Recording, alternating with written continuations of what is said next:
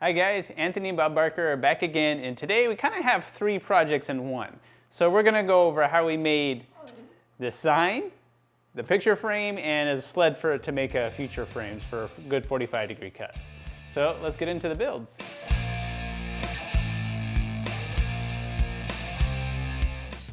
So a buddy of mine from work has been doing a lot of wood burning, and I thought that was a great opportunity to get a sign made here.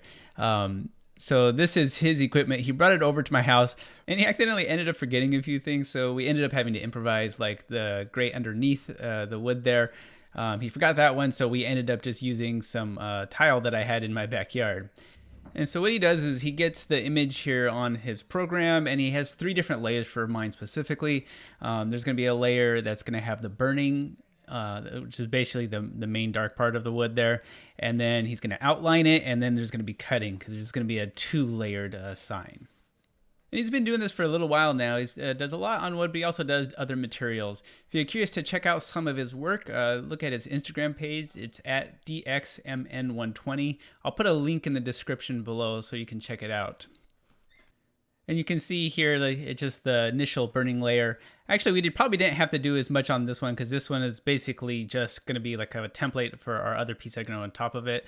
But since we didn't have his normal grate to hold it down, this wood, as it was heating up, it actually started to bow a little bit. So a little duct tape fixed that just fine. And we can continue on with the burning here. So after that's done, then we got the next piece in, and that did the same process, and now it's cutting out the different ones, and we're going to be overlaying this on top of the first piece that we did, just to get a little bit more of a 3D effect. And we're using a really thin cherry plywood. That's one of his preferred wood species to go for these ones. It just seems to work out really well for the projects that he typically does. And so once all that's done, we get our pieces together, and we're just laying it out to make sure it fits nicely. And after we have that, going to go ahead and just glue it down. So he uses some regular glue, and I just added some of the CA glue with the activator. That way we didn't have to hold it very long. And so he would just kind of get it down there, and then I would just kind of press it into place. And then with that instant bond, we can keep on moving. And we did keep some Q-tips handy just in case there was any squeeze out. That way I can kind of clean it up as we went, and then wouldn't have to deal with that later. And all the pieces came out really nice, and this actually didn't take very long to do. It was more of the pre-planning that he already did by having all those files ready ahead of time that made this go pretty smoothly. So as we finished up getting this together, I was looking at it, and I was actually pretty happy with how it came out, so I figured the next step, probably should make a picture frame for it. So I decided to go with some walnut. I got a 5/4 thick piece, and then just cut off a small chunk of it that we're going to use to make this. And then I'm just kind of squaring up the edges there, and as well as running it through the table saw to get some nice straight edges, and then we can cut each individual piece. We're just going to basically just rip this down 4 times, and that'll give us the pieces that we need for our picture frame. And I went with the 5/4 walnut because I wanted to be kind of a chunky frame there. I wanted, especially since it's kind of a 2-layered sign, and so it has enough room where it looks right. So once I got my pieces roughly to size, of course they're a little oversized, so I have a little bit of wiggle room. Kind of got the layout that I liked and marked it all. Then I brought it over to my router table, just cutting some rabbets there. I did multiple passes to get to the depth that I wanted, and that's where it's gonna hold the sign in. And if you don't have a router table, you can easily do these cuts on a table saw as well. So that's what it looks like once we have it done, and now it's time to make some cuts. Now, my original plan was to make a sled, but at this particular time, I was just feeling super lazy, so I just got a speed square there, and then used my cross-cut sled and just kind of butted the pieces against it, and actually did a really good job of keeping all of those cuts right at 45 degrees. And for the next pieces, I just kind of got it roughly to the length, marked it out, and then just repeated the process all the way around. So this is a simple and easy way without actually making the full sled, which I ended up doing anyways, but we'll get to that part. So you can see here, it came together pretty nicely, although once I did it, I did realize, I wanted to trim it down some, and then I just kind of told myself to stop being lazy and make a sled. So I squared up this piece with my crosscut sled, and then what I'm doing here is this is basically going to be the piece that the wood sits against. So I just kind of chose a width there, and I'm going not all the way through on two sides and basically creating like an L shape on this piece of wood. Now I didn't want to go too far with it, so I kind of stopped a little short, and I'll just finish trimming it up with the pull saw here.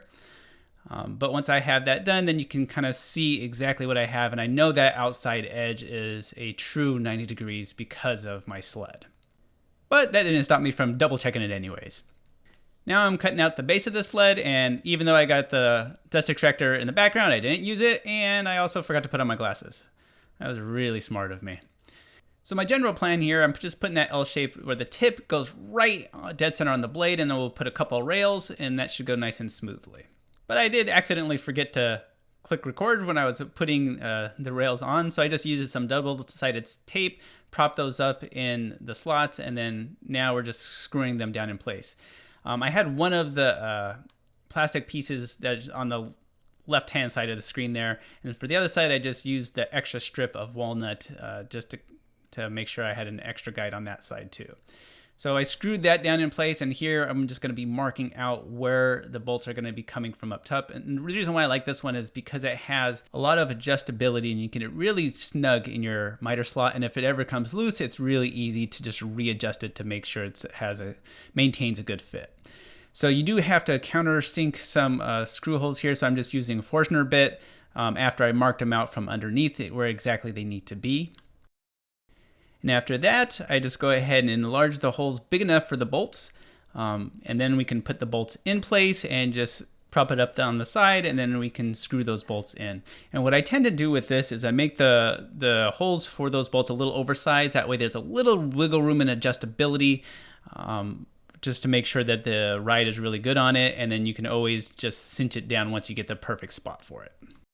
So then next up, I put the first cut in there, which I also forgot to record.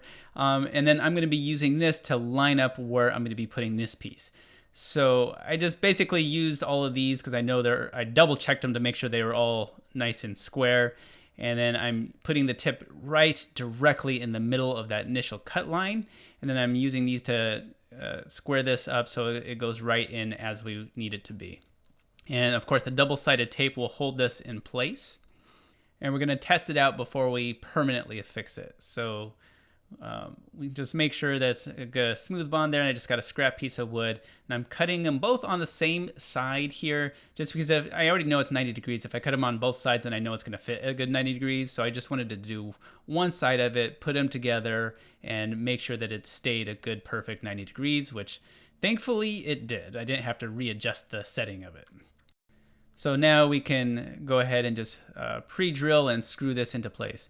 Now I originally was going to go put more pieces on here. I was going to put that other square on top of it and fit it up for a stop block. But then I realized, I don't really use this too much. That's not truly necessary. And I can just clamp a stop block to it just like you're seeing here. And this kind of shows me just readjusting the size a little bit of the frame that I made. So normally what I would do is I would do a first cut on this side, and then I would do the second cut on the other side with a stop block, and that would get you your true size. So once we have that all ready, I'm just putting some finish on the sign here, and I just did my other project with the outdoor table, so I had a little bit of the Total Boat finish left, so I figured might as well use it and just kind of brush it all into place and let that dry. And as it did, I figured it was a good time to glue up the frame, so I just smeared a healthy dose of glue on all of the joints here, and then I just got this strap to cinch it down. And as I was doing it, I was making sure that everything kind of stayed a nice good 90 degrees, and that those edges kind of stayed with each other. And then after that dried up, we just go ahead and sand it down all smooth, and then we can talk about the finish. And so for this one, I'm using the Rubio Monocoat Black for two reasons. One, because I had some extra, and two, because I wanted it to be a little bit darker. I just felt like with the sign that we already had made, it kind of looked better that way if it had just a little bit of a darker look to it. And so we're just rubbing it in with a white Scotch-Brite pad, and then once that kind of sits for a little bit, then we'll just come back and rub off extra, which is the clean rag, and then really that's all there is to applying the finish. So then the last part is just putting the little hardware and affixing the frame in there. So this is unnecessary. I just used this square just to make sure it was like perfectly positioned. Then I just marked the 2 little screw holes. Use the awl just to make sure that they doesn't move on me when I'm drilling out the screw holes. So of course, a little painter's tape just to make sure I don't go too deep, because I don't want to ruin the frame by going all the way through it. Then we can put the 2 screws in, and of course doing this by hand because those are really tiny screws and you don't want to just strip it. And so the last part is affixing the sign into the frame. Now there is special tools that you can do to do this, but I don't do it very often, so I figured the easiest thing for me was just to get some staples and just smash them into place. So I use this rag just so I don't damage the frame, and then we just kind of squeeze them in, and that holds it perfectly well. And I just went around doing this. Now you can see here, like, it does scratch it just a little bit. I can touch that up, or I could have put something underneath it just to prevent that, but it's really not a big deal. It's on the back and nobody's ever going to see it.